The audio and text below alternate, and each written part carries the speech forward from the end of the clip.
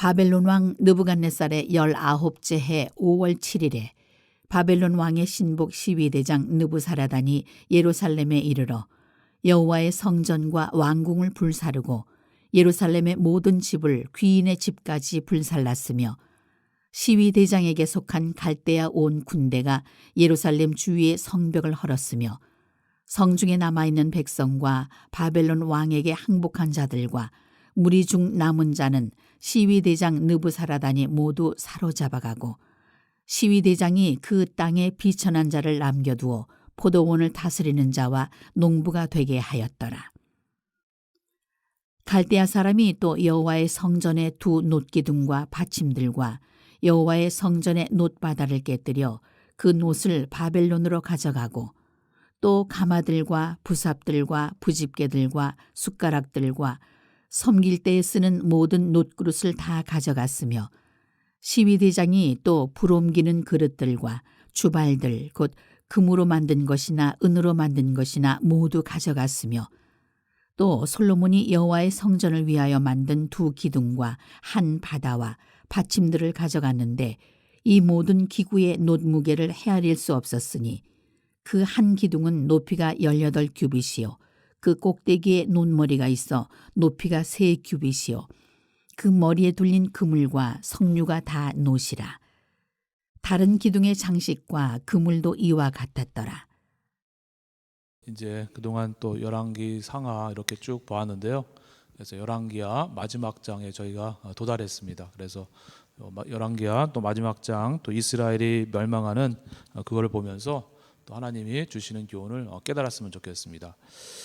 그래서 이제 열왕기라는 말 이제 우리 다 알지 않습니까? 이제 왕들의 순서를 나열했다. 그래서 열왕기인데 이제 오늘은 그 마지막 왕을 나열하고 있습니다. 마지막 왕 시드기야. 이제 시드기야 왕에 대한 이야기인데 그래서 이제 시드기야 왕 때 이제 남유다가 북이스라엘은 벌써 136년 이전에 오늘 본문 시점 이전에 136년 전에 벌써 망했고 아수르에 의해서 오늘은 이제 이 남유다가 바벨론 제국 이제 바벨론 제국에 의해서 멸망하는 그런 이야기를 담고 있습니다.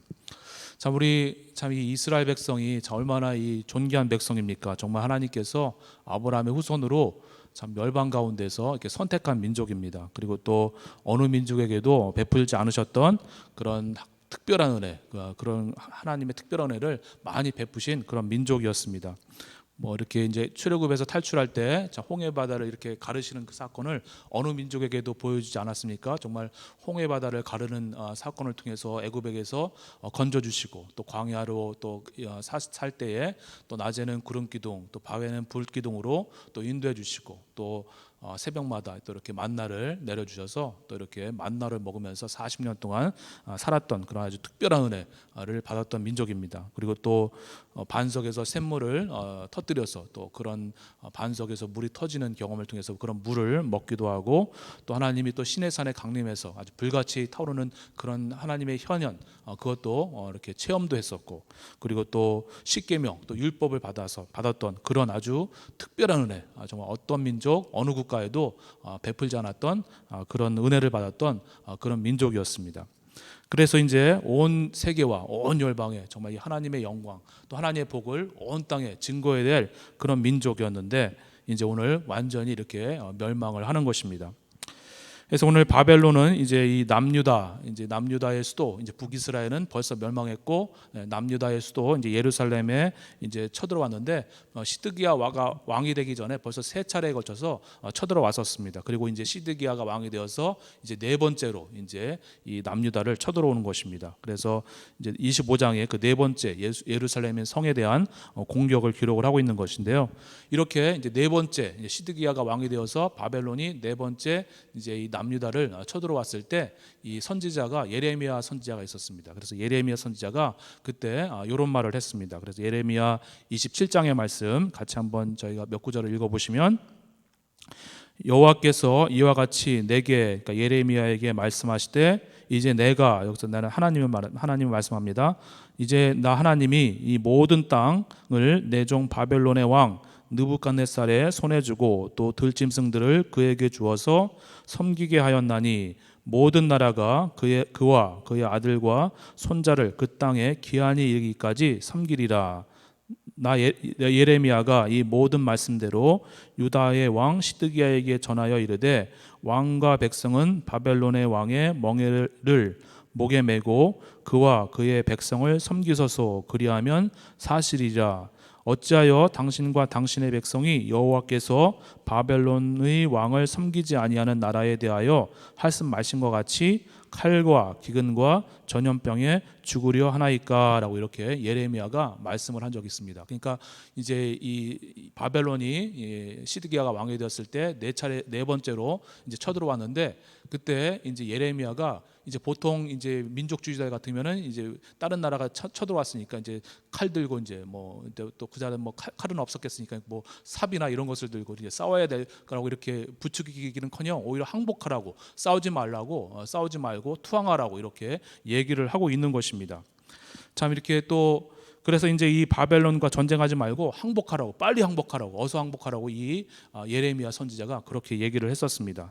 그런데 이제 이런 소리는 이제 유대 민족주의자들이 이제 봤을 때는 이제 친 바벨론자들이 하는 소리입니다. 그리고 매국노가 하는 소리 같이 들렸습니다. 어떻게 우리 택함 받은 이 이스라엘 백성이 정말 한 번도 싸우지도 않고 저 신생제국 저 바벨론에다가 이렇게 항복하라고 이렇게 말을 하는 것인가 하면서 이 예레미야를 아주 매국노처럼 보았고, 우리가 이제 우리도 일본에 이렇게 압제당하던 그런 시절이 있었기 때문에 그냥 친일파 같이 이제 그렇게 보았던 것입니다. 그래서 이 예레미야를 어떻게 그런 소리를 할 수 있느냐 하면서 이제 폭행도 하고 또 감옥에다가 감금시키기도 하였던 것입니다. 그래서 이제 그러나 예레미야는 계속해서 그런 핍박에도 불구하고 어서 투항하고, 싸우지 말고, 전쟁하려 하지 말고 항복하고 투항하라고 이렇게 예레미야가 얘기를 한 것입니다. 왜 이렇게 예레미야는 이렇게 싸우지 말고 이렇게 투항하라고, 항복하라고, 어서 항복하라고 얘기를 했던 것일까요? 물론 이제 하나님께서 이제 그렇게 전하라고 이제 그런 말씀을 받았기 때문에 예레미야가 받은 말씀 그대로 증거를 한 것이긴 하지만은, 하나님께서 또 그렇게 말씀하셨던 것은 이제는 이 유대 땅의 제약이 이제는 어느 정도 하나님이 정하신 한도에 올라왔기 때문입니다. 우리가 예전에 이제 하나님께서 이제 아브라함의 후손들에게 가나안 땅을 주신다고 할 때 그 땅을 400년 동안 기다리게 하셨습니다. 그 땅에 죄가 관영할 때까지. 그리고 죄가 관영할 때에 이제는 이스라엘 백성들을 그곳에 보내서 가나안 족속들을 이제 물리치고 그 땅을 이제 뺏어서 이제는 이 이스라엘 민족에게 넘겨준 것입니다. 마찬가지로 하나님은 이 이스라엘에 대해서 참다가 이제는 죄가 어떤 관영할 때까지, 죄가 어느 일정 수준에 이를 때까지 하나님께서 참았던 것입니다. 그런데 이제는 그 죄가 어떤 일정 한도를 넘어선 것입니다. 하나님께서 지난날 정말 죄가 일정 한도에 차오르기까지 정말 많은 기회를 주셨습니다. 많은 은총과 또 은혜를 주시고 또 수없이 여러 번 회개할 기회를 주셨지만, 이스라엘은 그 선지자를 보내서 끊임없이 회개하라고, 또 돌아오라고 끊임없이 이렇게 돌아오라 회개의 선포를 말씀을 했지만은 이스라엘 백성은 그것을 듣지 않고 정말 이제 모든 기회를 놓쳐버리고 맙니다. 그래서 이제는 이제 이 한도가 제가 차오르게 되었고, 이제는 때가 다 지났다라는 것입니다. 이제는 죄값을 받아야 할 때라는 것입니다. 죄값을 받아야 할 때 이 죄값을 받으려고 하지 않고 싸우게 되면 사람만 더 많이 죽게 되고, 또 예루살렘 성전만 파괴되어서 더 큰 고통, 또 더 많은 그런 피해만 임하게 될 터이니까 차라리 이 바벨론의 포로로 끌려가서 거기서 참회하고 회개하라고 이렇게 예레미야는 선포를 하는 것입니다. 그렇게 낮고 어려운 자리에서 이제 자신을 돌아보면서, 이제 포로로 끌려가서 그 자리에서, 그 낮고 어려운 처지에서 이제 자신의 지난 날들의 과거의 삶들을 되돌아보면서 죄악들을 철저히 회개하고 또 통회하다 보면 하나님께서 다시 긍휼과 자비를 베푸셔서 이 빼앗긴 땅으로 다시 돌아오게 하실 터이니까, 지금은 이 심판의 채찍을 달게 받으라고 이 예레미야가 선포를 하는 것입니다. 그러나 이제 이 시드기야와 이 예루살렘 유다 백성들은 예레미야의 그런 말을 듣지 않습니다. 그리고 하나님의 말을 들으려고 하지 않습니다. 도리어 이 예루살렘은 하나님의 도성이고, 그리고 이 도성에 하나님의 성전이 있는데 어떻게 우리가 망할 수 있겠는가 하면서 이 성은 결코 망하지 않는다라고 하는 그런 거짓 선지자들의 그런 소리를 듣게 됩니다. 결국 어떻게 됩니까? 그래서 본문 1절 3절에 보니까 이 바벨론이 시드기야 때 다시 이제 침공해 오게 된 것입니다. 이것이 바로 바벨론의 4차 침공입니다. 이때 바벨론 군대가 이제 다시 쳐들어와서 바벨론 군대가 이 성을 이제 포위를 하게 되는데 1년 6개월 동안 이제 포위를 하게 됩니다.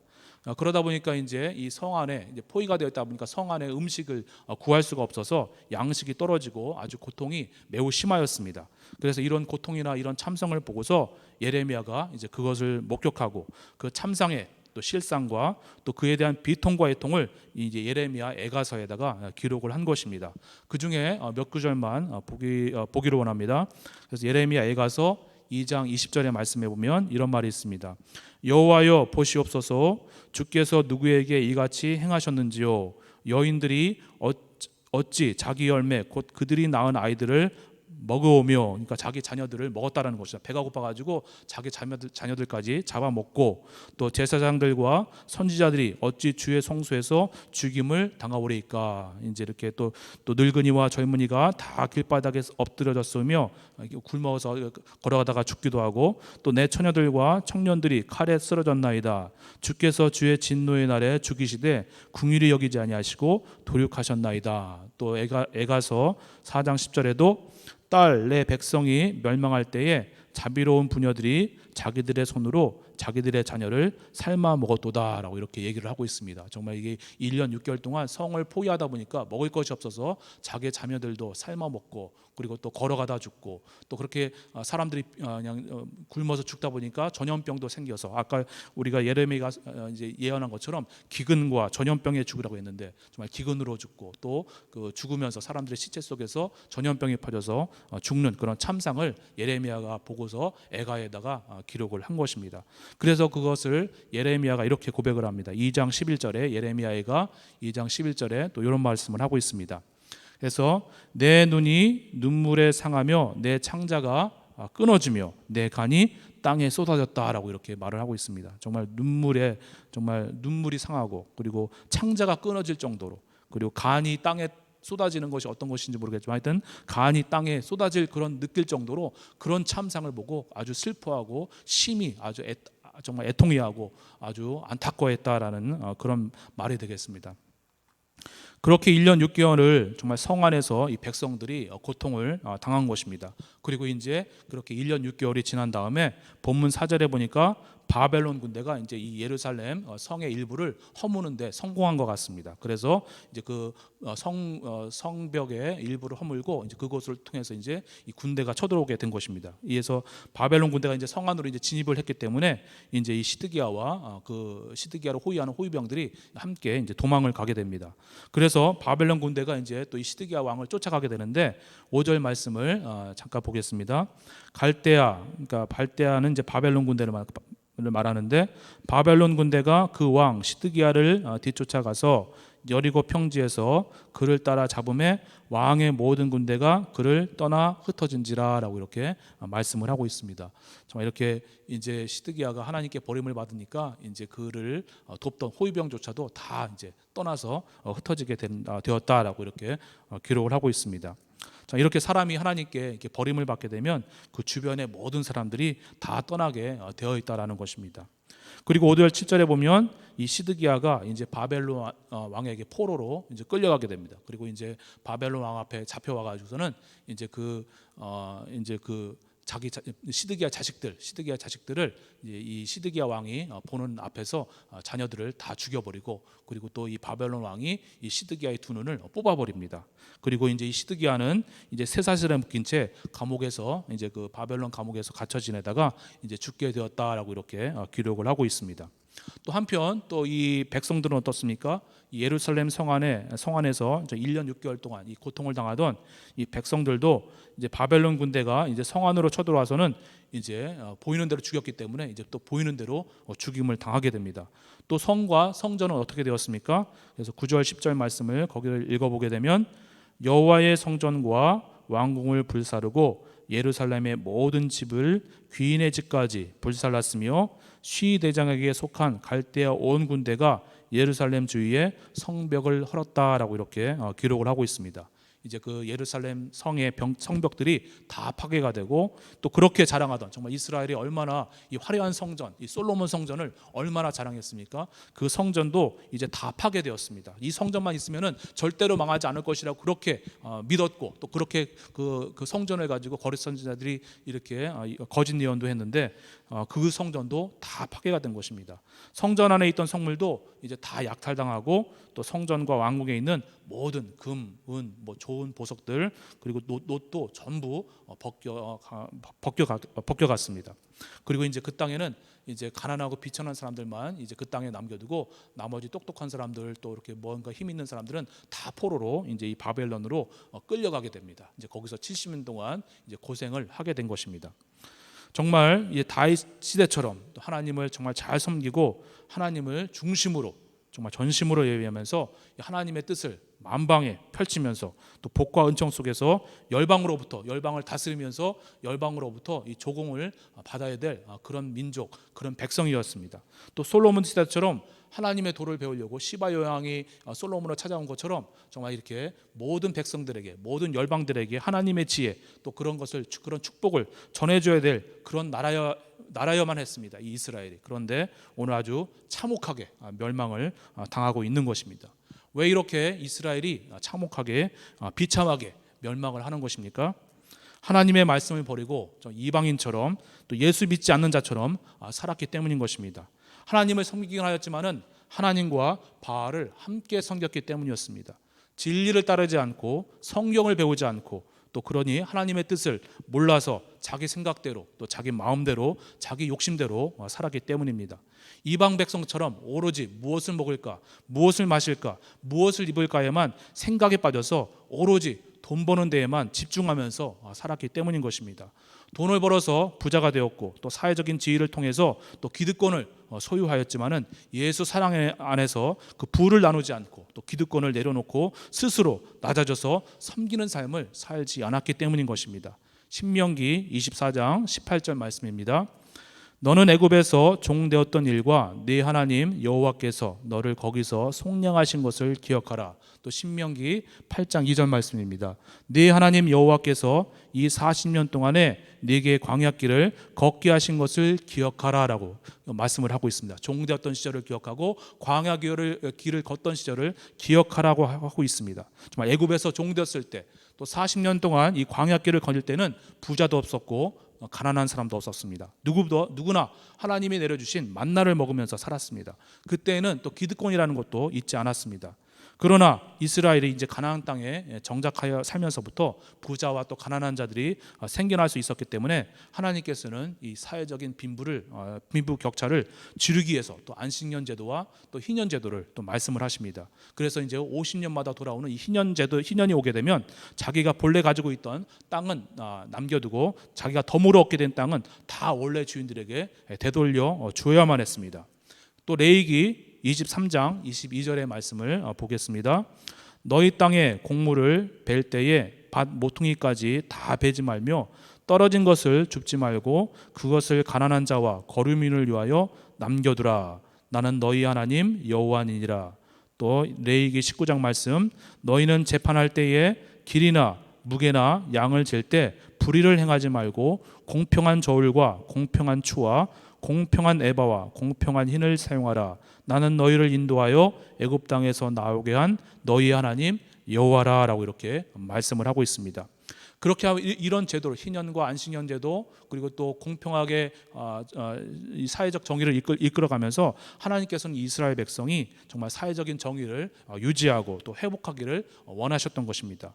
그러나 이스라엘 백성들은 이렇게 말씀하시는 그런 하나님의 말씀을 업신여겼고, 또 자기 욕심을 따라 살면서 사회적인 정의가 무너지면서 부자는 더욱 부자가 되어가고 가난한 사람은 더욱 가난한 자가 되어가고, 그래서 사회 지도자들은 기득권이나 또 특권을 누리면서 각종 불법을 행하고도 정말 이 재판에서 무죄로 선고받고, 또 돈 없고 가난한 사람들은 없는 죄도 만들어내서 죄인으로 선언하는 그런 불의의 재판을 받게 되는 사회가 된 것입니다. 그리고 또 상인들은 또 저울추를 속이는 그런 사회적인 부패도 아주 팽배해졌기 때문에 오늘날 이스라엘이 이런 비참함에 이르게 된 것입니다. 총체적으로는 정말 이렇게 종교적으로도 타락하고 또 사회적으로 타락하고 또 하나님의 말씀을 업신여기고 따라하지 않았기 때문에 이제 오늘 이스라엘이 하나님이 특별히 선택하였다는 그런 택함 받은 민족이라는 그 특별한 위치를 오늘 잊어버리게 된 것입니다. 그래서 자기가 원래 그 본래의 상태로 되돌아가게 된 것입니다. 본래 이스라엘은 땅이 없는 민족이었습니다. 땅이 없이 그냥 광야길을 떠돌아다니던 그런 유목민족이었습니다.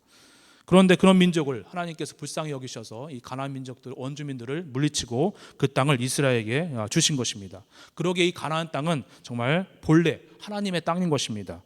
그러나 그 땅을 마치 자기 소유물처럼 여기고 정말 청지기 정신으로 살아가지 않다가 본래대로 이제 땅 없는 백성으로 되돌아가게 된 것입니다.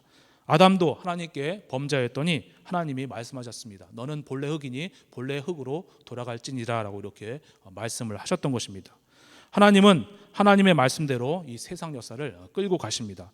하나님은 사랑의 하나님이실 뿐만 아니라 또 공의의 하나님이시기 때문에 악을 행하면 심판을 하실 수밖에 없습니다. 하나님도 어찌할 수가 없습니다.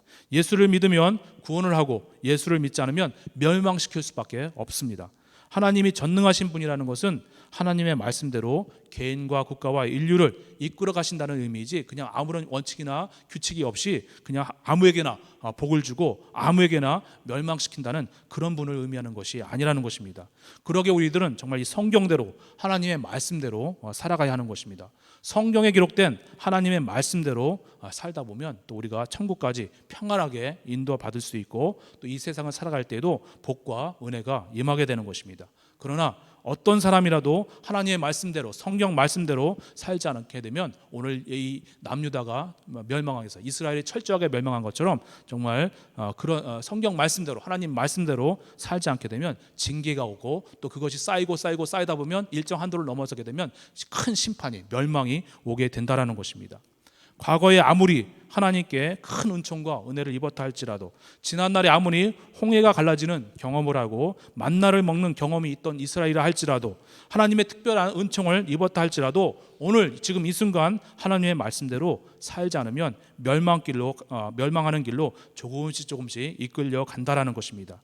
그러다 보면 어떤 제약의 분량, 어떤 제약의 한도를 넘어서게 되면 하나님의 심판이 불같이 내려오게 되는 것입니다.